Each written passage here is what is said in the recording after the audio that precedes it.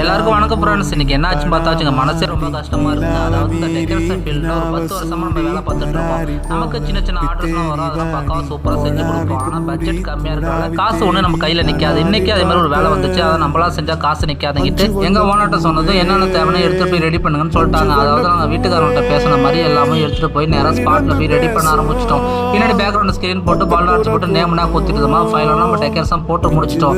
Instagram, ஃபேஸ்புக்கில் நிறைய decoration நண்பர்களை என்ன ஃபாலோ பண்ணி வச்சிருக்கேன். எனக்கு ஒரே ஒரு உதவி பண்ணுங்க, இந்த டெக்கரேஷன் எப்படி இருக்கு, இந்த டெக்கரேஷன் என்ன ரேட்டு நீங்க வாங்குவீங்க, அதை மட்டும் கமெண்ட் பாக்ஸ்ல கொஞ்சம் கமெண்ட் பண்ணுங்க ப்ளீஸ். எதுக்காக பார்த்தா எனக்கு நடந்த மாதிரி வேற யாருக்கும் நடக்கக்கூடாதுங்கிட்டு தான் அண்ணன் பணம் எண்ணிட்டுருக்காப்புல. இந்த பணத்தை வாங்கிட்டு போய் நம்ம ஓனர்கிட்ட தான் கொடுக்க போகிறோம். ஆனால் அந்த பணம் வாங்கும்போது வீட்டுக்காரங்க ஒரே ஒரு வார்த்தை சொன்னாங்க, என்ன பார்த்தாச்சுங்க, நீங்கள் கேட்ட காசை நாங்கள் கொடுத்துருவோம், ஆனால் நீங்கள் போட்ட டெக்கரேஷன் நல்லாவே இல்லைன்னு சொன்னாங்க பாருங்க. மனசு ரொம்பவும் கஷ்டமாயிட்டுங்க. அதாவது நம்ம ஒரு ஆர்டர் பேசும்போது இந்த மாடலுக்கு இந்த ரேட்டு சொல்லி தான் நம்ம பேசுவோம், ஓகேன்னு சொல்லிட்டு கடைசியிலே இப்படி சொல்லும்போது ரொம்பவும் மனசு கஷ்டமாயிட்டு. இல்லை எனக்கு மட்டும் தான் இப்படி நடக்குதா, இல்லை டெக்கரேஷன் அந்த உங்களுக்கும் இப்படி நடக்குதா?